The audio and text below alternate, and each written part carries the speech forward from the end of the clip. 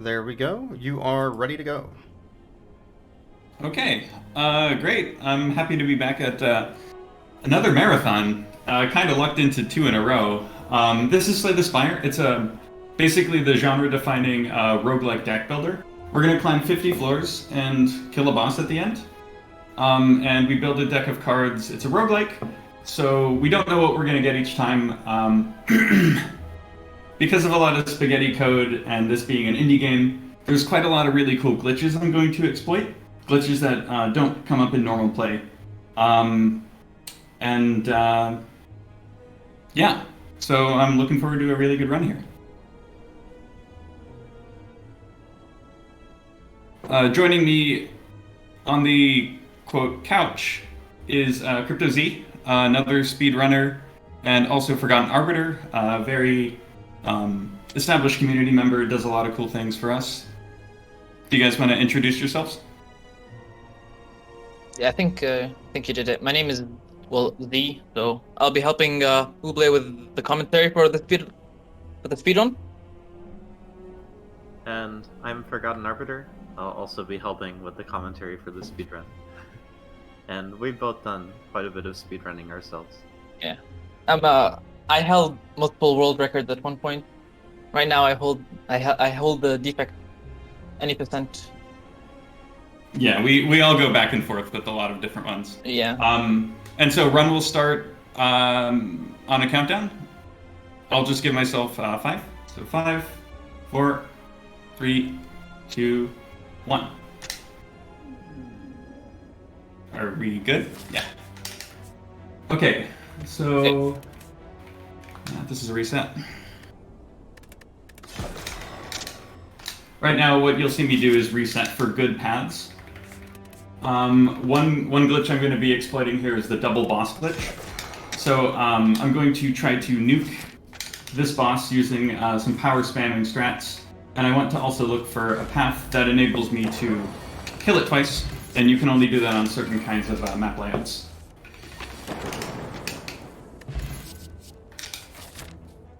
Tempest. Let's take a Tempest. I think we can make it work. We will take the damage and go for some consistency here. Should have taken the double energy if we're going for Tempest strats, but power still remains the main strategy when playing defect. Yeah, stacking up on a lot of power cards, which help us run through enemies as fast as we can. Yeah, power cards are, we haven't seen any good ones recently, but power cards are cards that basically sustain throughout a fight. There's attack cards, power cards, and skill cards. And for the most part for defect, what we're doing is powering ourselves up with these orbs, generating a lot of lightning orbs, and using the lightning to kill our enemies. We don't mind taking a lot of damage early here. Too much can be run ending, but for the most part, the boss that we're fighting here deals damage in proportion to how much damage you've taken. And basically, resting and getting extra health could actually be counterproductive in some sense. We're pretty low on powers. This might be a reset run. So what I'll Defect do likes here... to get hit as well. So the main strategy for Defect is to get hit and would be dealing damage with cards that help us do that, which is... Yeah, this is a pretty bad run. I'm going to reset here. Yeah, this is a bad run. Yep. We're hoping for a lot more power than that. Oops. Yeah, so powers generally aren't very useful for most characters when speedrunning because they have continuous effects that you only get value out of by staying in the fight a long time. But the defect has a couple powers that Left path looks have good. immediate effects when you play other powers, or when I want to go right. affects you. So OohBleh is primarily, I think, looking for powers. There's one called Storm, which puts a lightning orb into play every time you play another power. And there's one called Static Discharge, which puts 2 lightning orbs into play whenever he gets hit. So Static Discharge is especially good against this boss that he's going to face, Oof. because on turn 2, it will hit him 6 times, and if he upgrades the card, that will put 12 Lightning Orbs into play. Right now I'm really hoping to get this Electrodynamics, and I did. The unfortunate thing is that I don't get this Elite Snipe. At the start of this run, I took a relic card called Nia's Lament, which trivializes the first 3 fights that I encounter. And so typically you want to do everything in your power to get Nia's Lament on a stronger fight to get better resources, like this enemy, which is called an Elite. But for some complicated reasons, I was able to predict that I wasn't going to get it. Get the snipe on that Elite, but getting this card was, getting this first of our power cards, Electrodynamics, makes up for it in a lot of ways.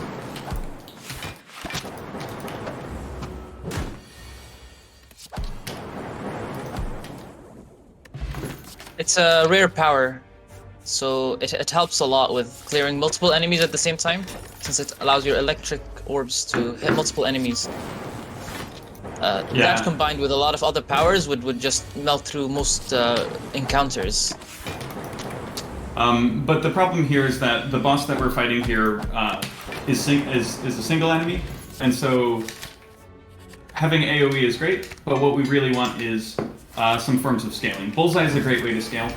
It basically makes any kind of orb damage that you do double.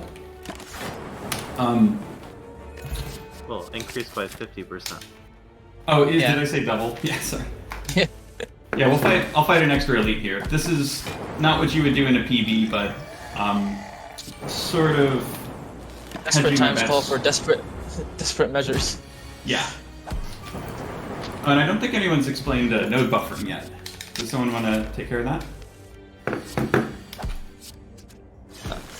Oh, I can do it.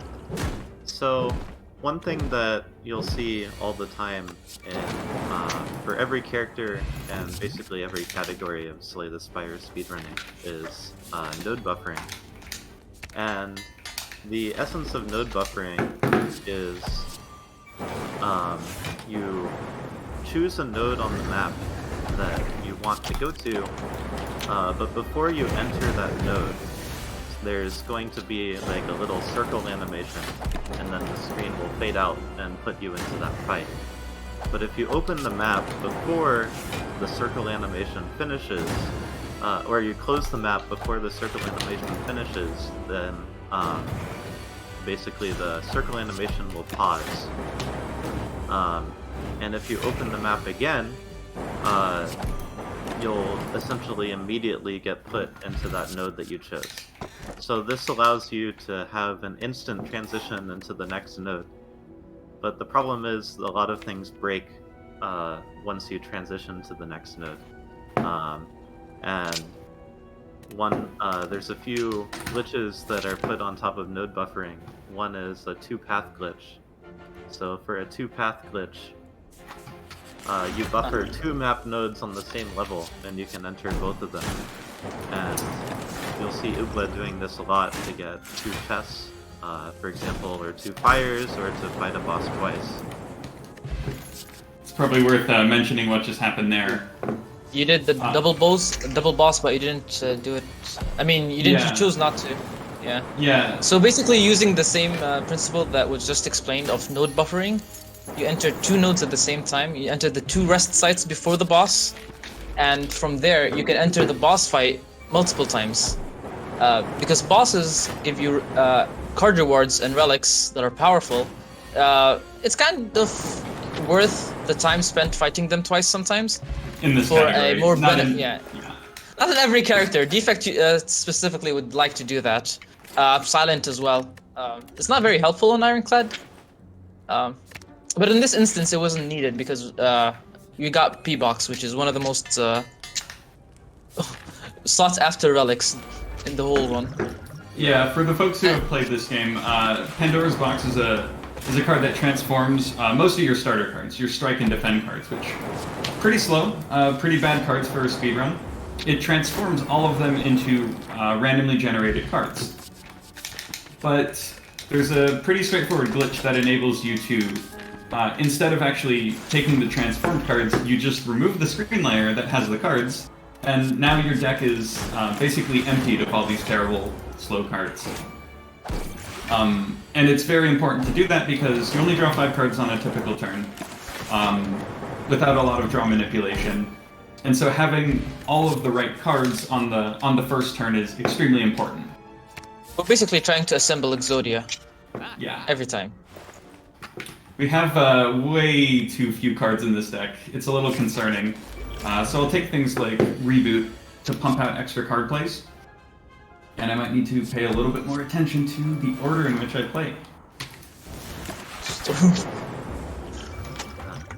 You didn't want the capacitor, I guess? No, Capacitor's too slow. Yeah, it's surprisingly bad on defect. Especially if Yeah. we're going with static discharge. Yeah, you see me having 3 orb slots, but in typical Slay the Spire play, it's I don't know why I'm doing that. You just take the relic even though it's not the most useful one here. Yeah, exactly. I think I probably will end up removing this. Yeah. This guy's gonna get bullseyed. Let's toss that down so it doesn't get stolen. So there you saw OohBleh very quickly entered this fight twice. I think the idea is OohBleh wanted to get 2 rest sites here. So OohBleh first upgraded a card and then rested to get more health heading into the boss. So this was a double node glitch on the fires before the boss. Ah, there we go. I see it happen a lot, especially during the chests to get more relics. Relics are like powers, but are permanent. Really, like they just that was a missed ding dong glitch. Yeah, so I could have done our funniest named glitch, the Ding Dong glitch, if I had just kept a hanging node buffer on that boss fight. But unfortunately, I took an extra rest to increase my health. But hopefully, we'll get to see Ding Dong glitch in action soon.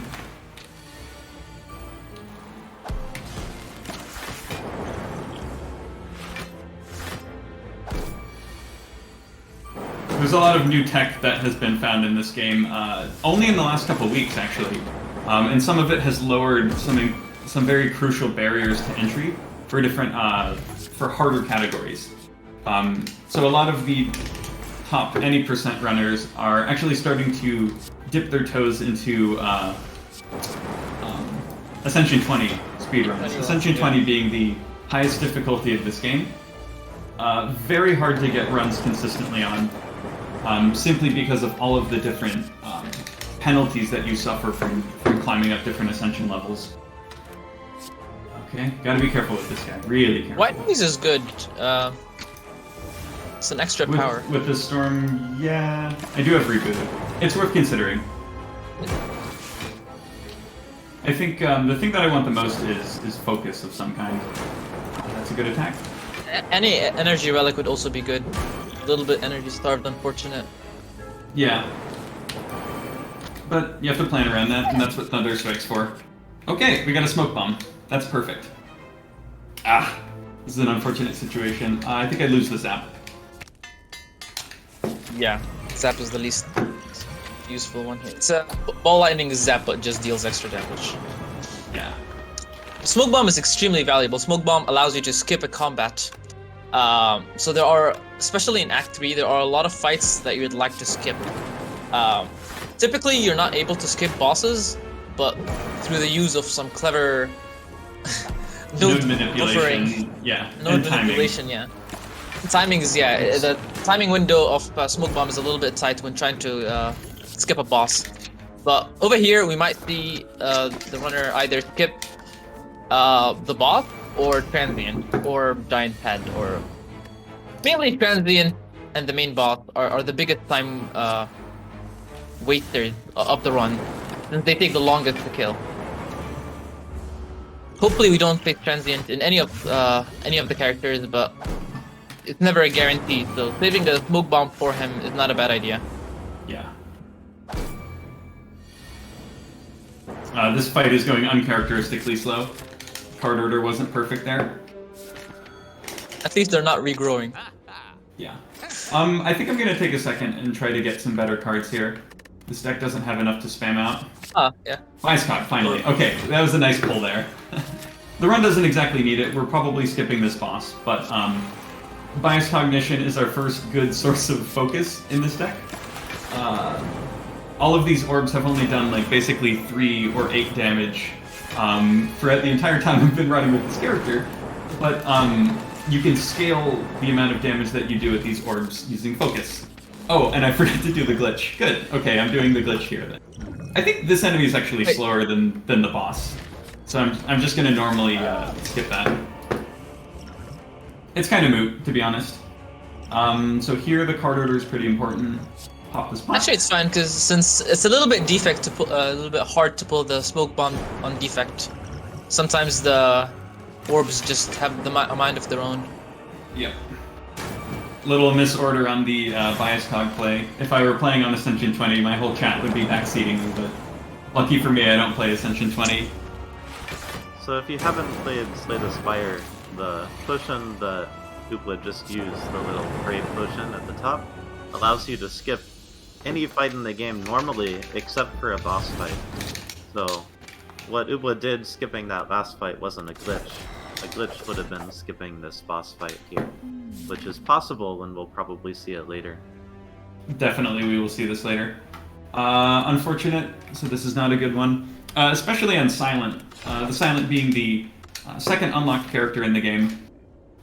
We want to make sure that we can remove as many of her starter cards as possible and also hit some very important crucial combo pieces. The single character, I think this is the best path. Yeah, the one on the right. The right one has a later shop. Yeah, I think the right one's right. It's unfortunate to go events before combats. Quick slash is fine. Yeah, we got a combat here. So we're not sniping this elite. I've already lost my train of thought. One thing I want to say about Silent is the any percent strat for her, if you're just playing with her and no other character, is this awesome card called Grand Finale, which is conditional in how you play it. You can only play Grand Finale if your draw pile has 0 cards in it. Not fighting that. But so the tricky thing is that when you draw cards with an empty draw pile, you end up reshuffling and repopulating the draw pile with the cards that you discarded. And so the whole name of the game with Grand Finale is to manipulate the cards in your deck, the cards in your draw pile, and the cards in your hand in order to... I need a ladder out of this to not screw this up. In order to be able to even play Grand Finale.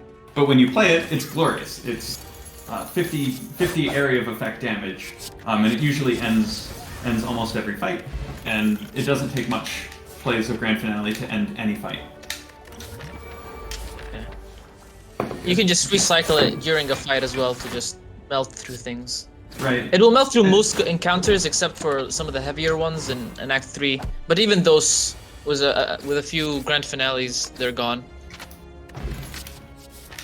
And sort of the punchline with Silent is that in order to play Grand Finale repeatedly, you actually don't need to do a lot of deck manipulation if your deck has 7 cards in it.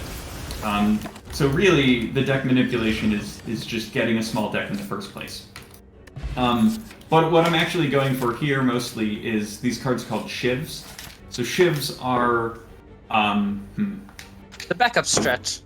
Yeah, there's a very reliable backup strat.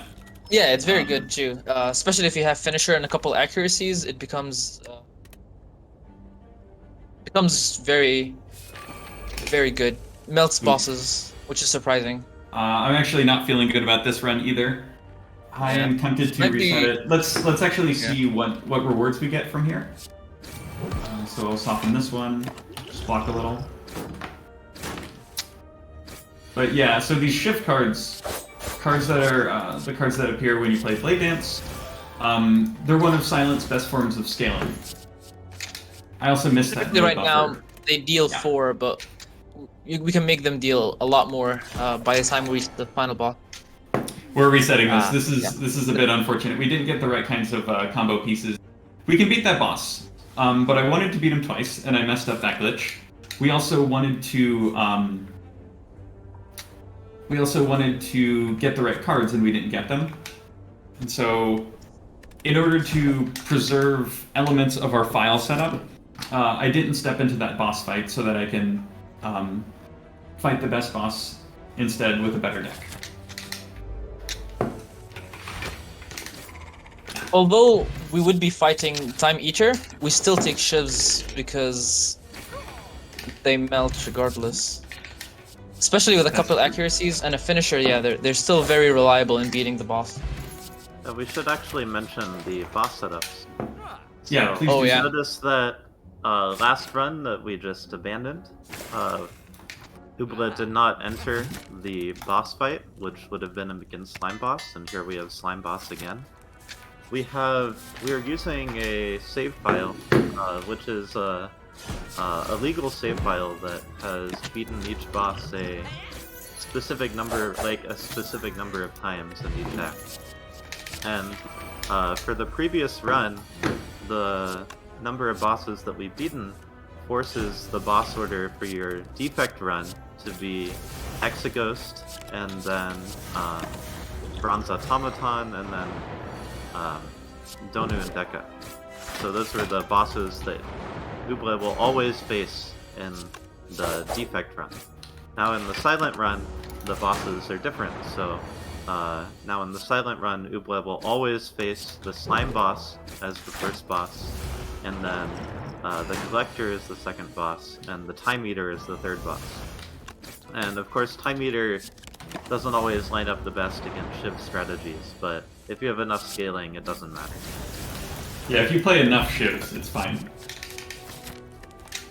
For the last two characters, the bosses are random, but that's because they don't really care about the bosses they face, unlike Defect and Silent, which struggle against some of the early bosses. With the current strats we have, if you need to go fast, you'd need to have a favorable boss to fight. Watcher just deals double damage to everything, so it's fine. And Ironclad is much more. If my double to commentators triple. are wondering what I'm doing right now, I'm basically just going to continue to fight as many combats here as possible until I get the right combo. I've noticed. I'm seeing you just take as Yeah, many combats as you can. If I'm going for a PB, this is not the kind of play you would see. But basically, I want everything by the end of this act. And so I'm just found an accuracy. So accuracy is a power that increases the damage of all shivs by 4 or 6 when upgraded. So this doubles or more than doubles their damage, and allows you to pretty quickly reach crazy levels of damage. And what I'm doing here, this is a very intense ladder that I'm pulling off here. So A very beautiful ladder too. Laddering is when you do the glitch that we talked about earlier, the node buffering glitch, when you buffer into 2 nodes at the same time, but taking it one step forward and continuously doing that throughout the entire Spire, which so it's not easy to do. Yeah. Because you tend to lose yourself. You said you can actually get lost as you climb the mountain another if you ladder accuracy. too much. Yeah, so this is proof of concept. I think I got all of these ladders. Oh, I'm not sure about that last one. I don't think I got this double boss, but if I did get it, You need a double boss. You seem strong.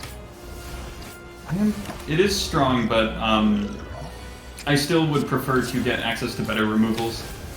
This deck can still struggle. Okay. Adrenaline's a great choice here. The shivs are starting to deal good. critical damage. Oh my god. And we got Adrenaline is great. That was fantastic. That was very And we fortunate. get the double that- boss. We are definitely going to look at the map at the end of this act. Let's look at it now. Like, this is not normal play. But for marathon It's not even purposes- normal play for speedrunning. This is just... No, this is, This is Right. specifically OohBleh play. So normally you fight the first act boss at 16. so OohBleh fought the first boss at floor 26, so it took 10 extra floors. Yep. Oh damn, yeah. Okay, so right now I'm looking for shops for removals. I'm also looking for question mark nodes for Or spicy bike stuff skip. at events. Yep. Hot skip And, works the similar way to the same way you remove cards, not allow cards to enter your deck. Similarly with P-Box, which tries to transform or change your starter cards with random cards. We just go so fast that the cards don't even get added to the deck. We enter the next node way faster than the cards get added to the deck. Similarly, you'll see the runner do this as well with curses. So it's called curse skip, where you enter the next node fast enough that the curse does not pollute the deck, basically. Yeah, at these events, I'm often taking a lot of extra resources at the expense of adding a bad card called a curse card to my deck. But basically, just by outrunning the animation, you can go to the next floor with all the resources that you took, but without any of the penalty. I forgot I have curse key. You And so what? like curse from curse. You key can node too. buffer out of it, right? It's hard though. It's hard. I don't want to mess it up. I think this deck is pretty solid without it. Okay. My so gambling we don't chip have- typically is bad, but I think it's good since the deck has a lot of cards. Well, it's good for consistency. Yeah. So another thing to mention while we have time, OohBleh is switching a lot between the mouse and the controller, which you might have noticed. And the reason for this is that some things are faster with the mouse and keyboard, and some things are faster with the controller. In particular, a lot of glitches are really only feasibly possible with the controller, like the node laddering that OohBleh did in Act 1. That's only really doable using a controller and not a mouse and keyboard. And also, in events, you can mash through events faster on a controller than you can with a mouse. For some reason, with a mouse, it takes like a second for you to be allowed to press a button in an event, but in the controller, you can press it instantly. So there's a lot of reasons to switch back and forth. In combats, usually you'll see OohBleh using the mouse and keyboard. Yep. Thank you for that. I'm surprised they took 0 damage in that fight. I was not blocking whatsoever there. Oh, thank you. Shivs really do scale out of control, and now we have Pandora's box, so GG. Yeah, the run's basically done at this point. I could encounter combats that are slow, but I can't really encounter combats that would kill me, besides maybe these guys, because they hurt me when I attack them. These are a menace on 820. Yep.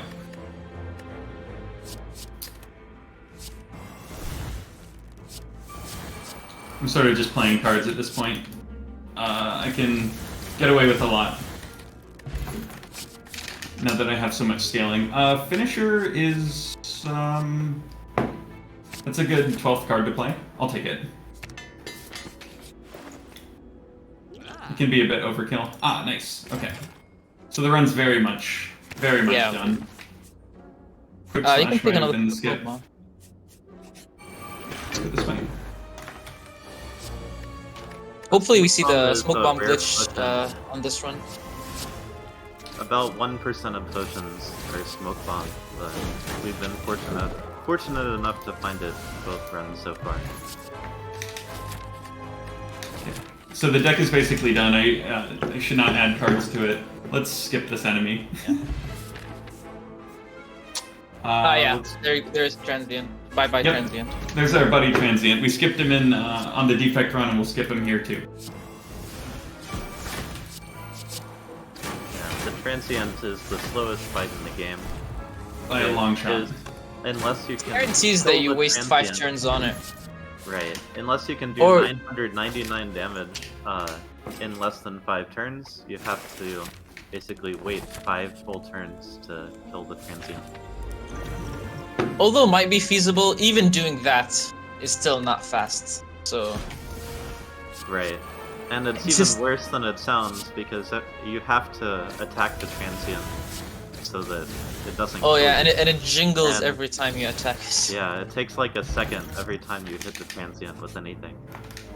And if you play something like Finisher that hits multiple times, then it's really, really slow. Okay, so the things I'm looking for Have to here. be very careful with the timing of cards, and it should be a simple fight. We just want to draw a finisher, so I'm going to play 3 accuracy. There's a number here underneath this boss's health bar, and if I play more than that many cards, it's bad. But I have a dupe pot on a finisher, and so the fight's it's not over, but it's going to be over this. Yep. GG. It's good. We're Typically, pretty this much would on be a pace. very difficult fight on silent, but Yeah. and removing now for cards the- is very Well, helpful. It's very easy if you use poison, but it's a little tricky if you use shifts. Yeah, and poison is not consistently fast on pretty much any other part of the run. Okay, so this is a good act. Ironclad, since we don't have boss setup anymore, wants to fight Slime Boss, but there are 3 bosses, so what you saw me do there is just rolling the dice, trying to get the 1 in 3 chance for the right enemy, Got it pretty quick. Which is and I got it great. fast, which is great. So the main Ironclad- strategy, you can go explain ahead. it. All right. Yeah, you go The ahead. main strategy for Ironclad is to get a lot of strength, which increases the damage you deal with your cards, and typically get a card called Whirlwind, which This one? deals damage. Oh, you got okay. There you go. You're gonna see the main quote-unquote strategy for Ironclad, Yeah. rather than the backup. Well, the backup is actually very nice too, since Sword Boomerang works similarly to Whirlwind. Yeah, and you so- need a... Oh, go on. I keep interrupting you. I'm That's fine. excited, sorry. What would be needing here is energy and strength, and that's and removal of cards. Obviously, we need a smaller deck as we can, and we pump up. Yeah, that will happen. You just melt through things for real this time. Okay, so I was just double checking my... I actually watched the run just there to make sure that I'm on the right path as far as ladders go. Because if I miss path, then I lose the ability to fight the boss twice. Yeah. Okay, so we didn't draw flex on this turn. We have plenty of health to spend here. The boss that we fight gives us plenty of time to set up, and with a deck this small, we're going to be fine drawing our best cards on the right turns. So time for our second double boss. This is not a split.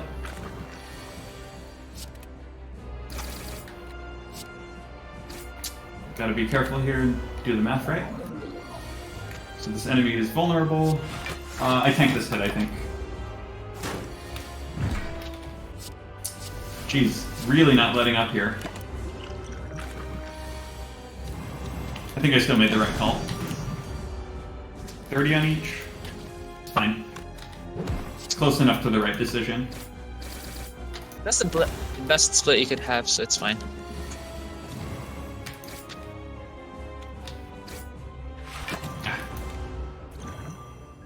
We're fine on health too, because we have a potion that also keeps us alive. But just like the other characters, I'm still looking for card removal. Velvet Choker is a tricky one. I think I do... I think it's I fine. skip it. I think it's. skip okay. it. I want to take Runic Cube just for consistency. I've been taking that a lot more recently. Let's see here.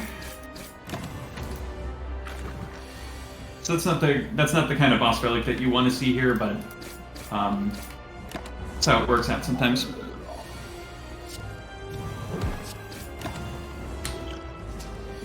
We'll get something good this time. That's why you fight 2 bosses on this in this category, specifically because otherwise the bad luck will Will overwhelm you. will It's- overwhelm you. in world record pace runs, what people will do is not double boss here on Ironclad, and they'll double boss a lot more less frequently in general, simply because it's time loss, and what you just saw there would have been a pretty tough run to continue. You can always set up the double boss, and then if you get really good cards and relics, decide not to take the double boss. Exactly, yeah. You sacrifice basically an upgrade on a bad card most of the time in exchange for the option to fight the boss twice if you're unsatisfied with what you have. And so far we've been mostly unsatisfied with what we have. Perfect. Hopefully we get a bite skip here. It'll reduce a lot of the... It'll remove the strikes that are in the deck. And we don't really need the strikes anymore since entering Act 2, or even Oh boy. halfway through Act 1. I think you transform the cards here, or you can even go for the... Yeah, I do the transform glitch there. So that was another one of those card skip glitches. It's unfortunate to have to skip that relic. That person offered me relics, and also the option to transform cards, and also 2 other cards which are not considered, or 1 other card that's not considered particularly good for speedruns. And just because my deck size is the most important factor in this run, I instead chose to take the transform cards into a removal and convert that into a much smaller deck. If OohBleh can just draw Flex, Whirlwind, Bloodletting, turn 1, every fight is basically over turn 1. Yep. So we're a couple card removals away from that. That's why I took the Runic Cube, is that Bloodletting is one card that is a card that helps me draw. Because I'm hurting myself with the card Bloodletting, and also gaining energy, it basically pushes me slightly closer to my objective. We'll do a little ladder here to try to force bite skip. I'm taking an extra combat again. It's just another consistency strat here. I don't know if you need bite skip, you only have 2 strikes, but... Yeah, that's fair. It's only 1 extra combat. I think it's really up to... It helps. I think it helps, yeah. Yeah. Having to draw every single combat takes time. Alternatively, Okay, so you can go to a yeah. you can go to a shop and get bags. A preparation bag might help you as well. That's true. Lethal? Yeah.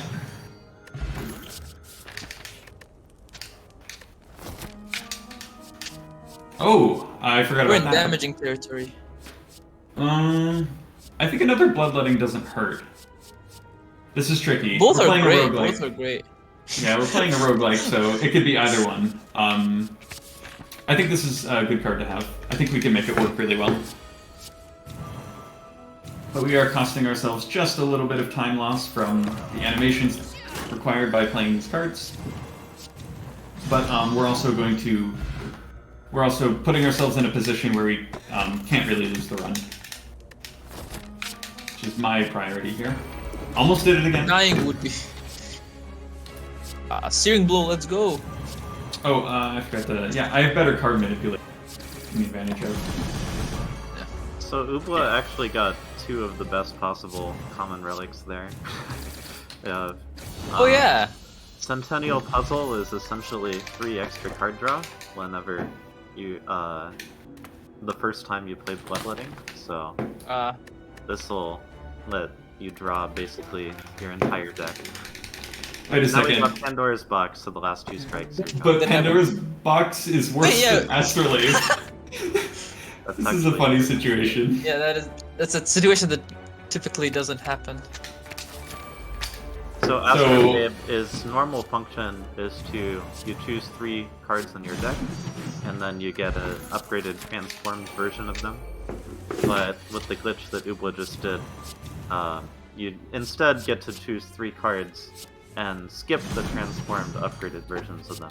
So Ooh, what? instead you just remove the cards. Transform is equal to removal, basically, when you're speedrunning.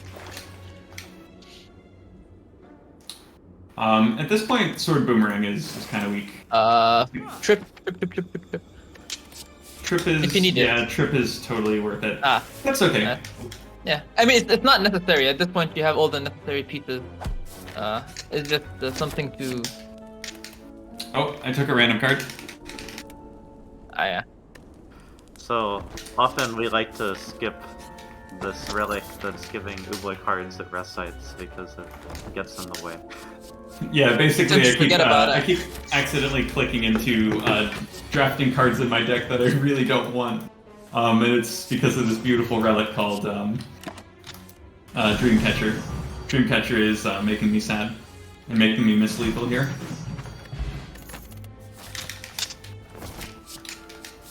I almost did it again? It's really being bothersome here.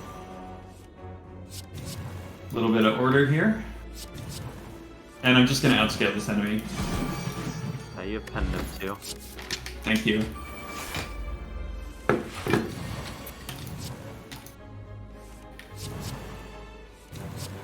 Now we might be able to kill the final boss in one turn here. Actually, probably, Absolutely. almost certainly. Yeah, almost, yeah. I have Brimstone, so yes. Nice call on the boss relic, actually. Oh, with the runic cube? Yeah, definitely. I haven't Yeah. thought about it, but that was yeah, it works. It's good. You gotta be practical.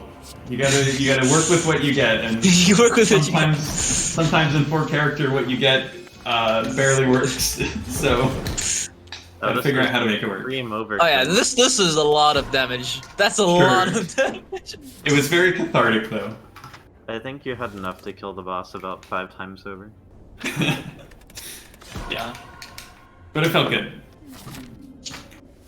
With Hopefully a it'll get recent patch to the main branch of this game, a lot of cards like Bloodletting got noticeable buffs, not just in normal pace Slay the Spire play, but also in speedruns. So Bloodletting does extra damage or gives extra energy versus what it used to. Shivs got a noticeable buff as well, both to how easy it is to access them and also to how easy it is to scale them. And so we play this game on the most recent version of the game simply because all of the glitches are there and all of the cards are at their best. Alright, so now we're playing Watcher. Watcher is the 4th character, the newest character in Slay the Spire. She, her main deal is she has 3 stances. One is Calm, one is Wrath, and one is Divinity. And the most important one is probably going to be Wrath stance. It turns the Watcher red and makes all of her attacks deal twice as much damage. And twice as much damage is good because it lets us kill things way faster. Found Crescendo, which would allow us to enter Wrath stance. These enemies are annoying, but I think I take this fight. I think it's worth just to have a reasonable Act 1. Yeah, so Wrath Stance also makes you take twice as much damage, but if you just kill the enemies fast enough, that's not a downside. Exactly. Speaking of taking damage, I'm doing quite a good job of taking damage here. I think I'm also Health is a attacking the wrong resource. ones. This is a bit of an awkward situation.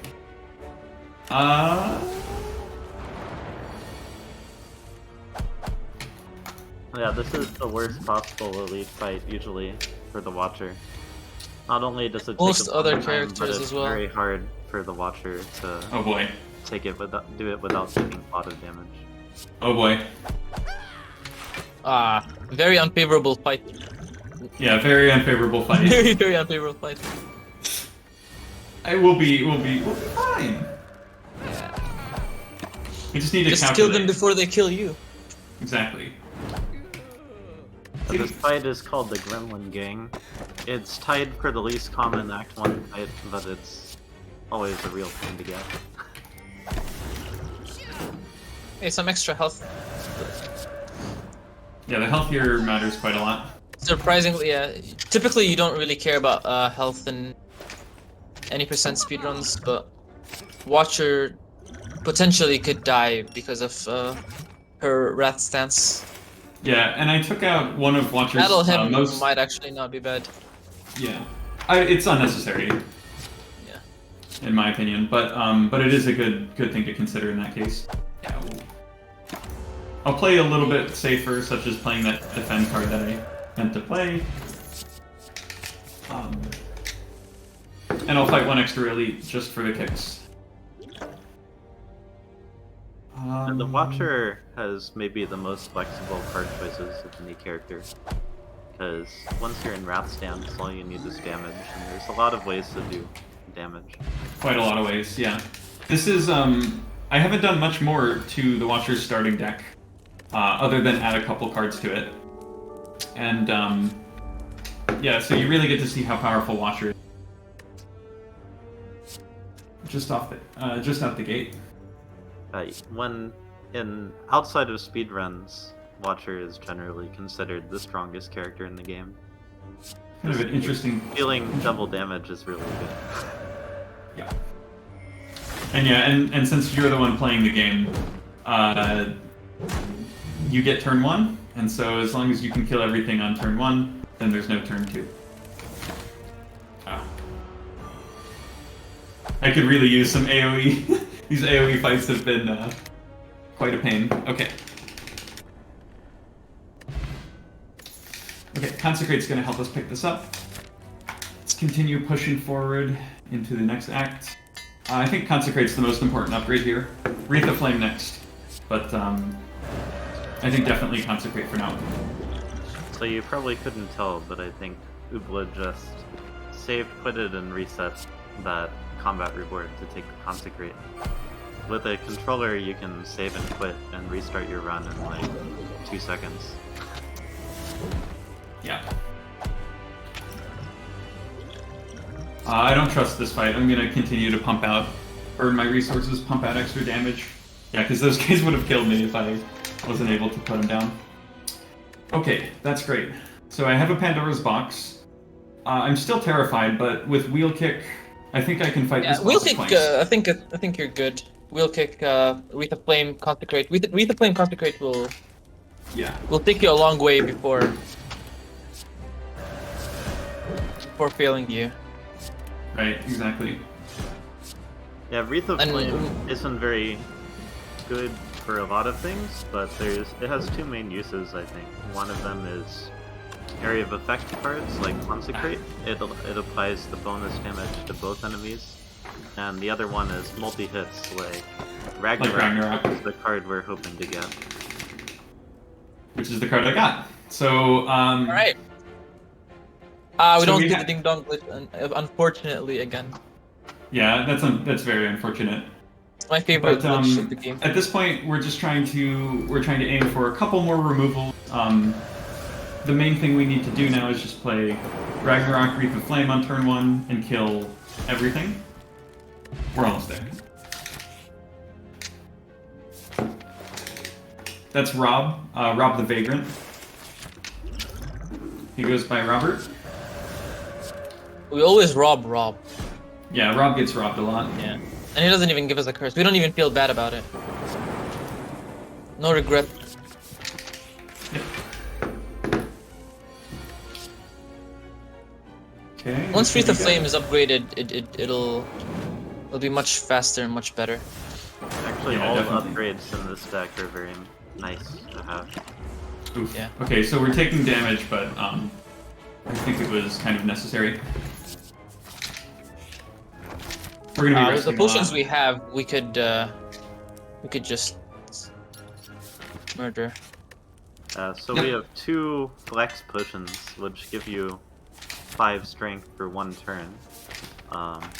So Ragnarok hits 6 times, and so that's 5 strength times 6 hits, so 30 damage, but times 2, so 60 damage. So each of those potions does 60 damage. Yeah, and having 2 copies of upgraded Wreath of Flames, pretty much a GG. Once I can The actually numbers play them. are going to get crazy soon. They're already crazy at this point. Yeah. So the issue here is that I'm not drawing my cards as consistently as I need. one more removal will basically get me there, or one more energy will do it for me. Or just upgrading Scrawl, maybe. Or just upgrading Scrawl. That's the last thing I was trying. This is the other thing I was trying to say, but yeah. So sometimes you don't even need Wrath's Dance. You can just demolish an enemy in that fashion just by playing Wreath of Flame twice. Most fights will be decided in turn 1 right now. And pretty much all the way to the end, even to the bosses. Most of them. No, I did not need to go to Wrath's Dance. I'm gonna play this carefully. You can pop the potions. Or...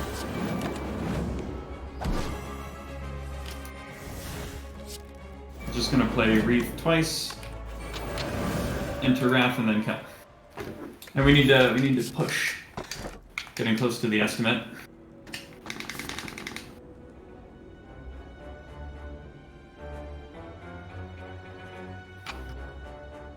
Yeah, there's no point in taking a second copy of Ragnarok. The last path is the quickest, quote unquote. Okay.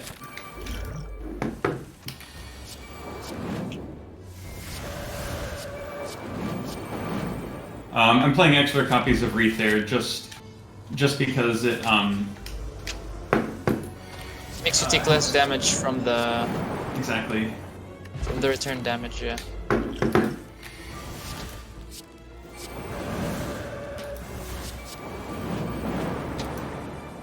Yeah. I mean that was 500 damage on turn 1 with like 5 cards played.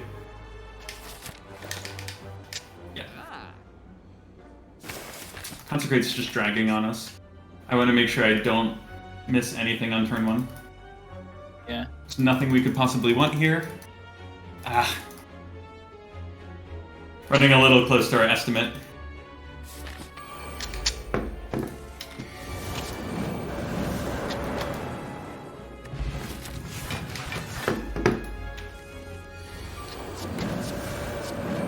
The organizer says, heck the estimate. Which I appreciate. We'll be melting through things. Yeah, I like how the whole run, you can see the difference between the run of like how characters might take a little bit longer, but Watcher when in full prime just melts. We still have a turn 1 kill on Time Meter. yeah. with Yeah, all we these can kill like functions, 3 yeah. time eaters Okay. with each other. Time is when this little slug is out of health. We're gonna do a little bit of overkill and boom. Time. Cool. Let's play the Spire 4 character any percent with a lot of really bad RNG. And some good RNG, but mostly bad RNG, I would say. Alright, congratulations. We got a whole lot of 51 seconds extra. Sweet. GG. Oh, and before we close out, I will say that my PB in this category is 29:24 or so. The world record is held by Tickler HS, who clocks in at 26 something, 26:41. And there's another runner, Speedfrog, who actually is just like 3 or 4 seconds behind that. So even though it's such a long run, the times really are very neck and neck. And yeah, thanks all for watching, and thanks for having us at this event. Awesome. Thank you for the run.